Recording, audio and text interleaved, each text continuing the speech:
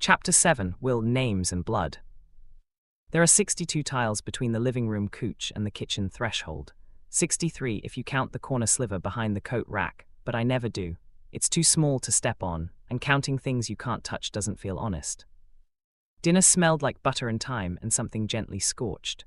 Paul hums to himself as he cooks, some old jazz riff I can't name but recognize from his playlists. I like when he hums. It means his thoughts aren't loud.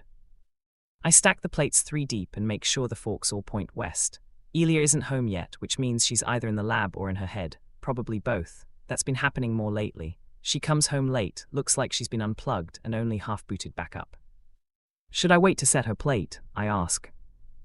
Paul glances over from the stove, his glasses fogged with steam. Go ahead and set it, she'll be home soon. He was lying, not in a mean way, just in that grown-up way meant to keep routines from unraveling. I let it slide. Elia came home 57 minutes later, her coat damp from the rain and hair escaping its usual braid, little wisps clinging to her cheeks like static. She looked thin around the edges, like a photo that's been reprinted too many times. She kissed the top of my head and apologized for being late. I say it's okay, and it is, but I don't say the other part, that I wish she wouldn't forget we're here waiting, that I wish she would be more punctual and predictable, but I love her anyway. We ate the pasta reheated in the microwave. The sauce, now thick and sweet, I could feel the pepper in my sinuses. My foster parents were quieter than usual. That's how I know something coming.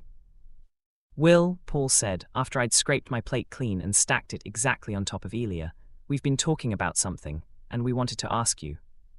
His voice has that softness to it, the one he uses when I've had a bad week or when he's trying to help me prevent a meltdown.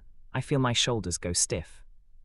We were wondering, Elia says, and her eyes are clearer now, like she's finally caught up to the room, how you'd feel if we adopted you, officially. I blinked, then blinked again. I looked down at the fork in my hand. It's an older one, 3 tines instead of 4. I always avoid it when I can. It feels wrong in my grip. Adoption. The word drops like a stone in the middle of my thoughts. I try to run the data. What changes? What stays? Would I keep my last name? Would I lose the old one? Would they really be my parents, legally and forever, or just until something goes wrong? What happens if I say yes and then something in them shifts, like I've seen happen to other foster kids? If they look at me one day and I'm not enough anymore? I don't know how to say that out loud, so I ask the closest questions I could reach. Would I still be Will Patterson, or would I become Will Raines? Would that make me different? Paul answered first. You'd be whatever name feels right to you. You don't have to change a thing unless you want to. I nod, that helps. Then I asked, what if you change your minds later? Elia leaned forward, her face was soft but serious. Sweetheart, we would never. You can't know that, I say, not accusing, just plain and honest. No, she agrees, but I do know that when you walked into our house 8 years ago, the world got louder and brighter and better, and I haven't wanted a different life since. My throat got tight, I didn't know how to file that. So if you adopt me I can call you Mom and Dad, I asked. Elia looked like she was about to cry. Paul touched my hand, just with 2 fingers. Enough to be real, not enough to be overwhelming. Will, he says, you're already ours. We're already your mom and dad. This would just make it official. The word ours landed somewhere strange in my chest. Not like an anchor, not heavy, more like a magnet clicking into place. Something aligning that was already there. I thought for a long moment. Finally I nodded. Yeah, I say, I think I want that. Paul let out a breath like he had been underwater. Elia leaned in and wrapped her arms around me. She smelled like antiseptic and lavender.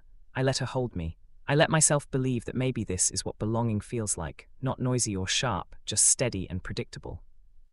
Later that night, I heard them in the living room, whispering. Paul said something about needing to celebrate properly. Elia laughed, a real one, the kind she only makes when she was relaxed and not thinking. It made me smile. But when I came back down for water an hour later, I saw her alone on the couch, eyes fixed on the dark window. The TV was on but muted. She didn't seem to notice me at first. Her body was still, but her head was tilted slightly, like she was listening. Not to the TV. Not to the room. To something else. Something far away, or worse, very, very close. She blinked when I approached, her face resetting. She smiled again, warm arm outstretched. "Hey, sweetheart," she said. But when I hugged her, something inside me sounded an alarm. They're mine now, name and blood and promise. But I wonder how much of them is still just them. And how much is already something else, watching through their eyes. I shook my head at the bizarre intrusive thought. I was tired. I'd been playing my new video game too much.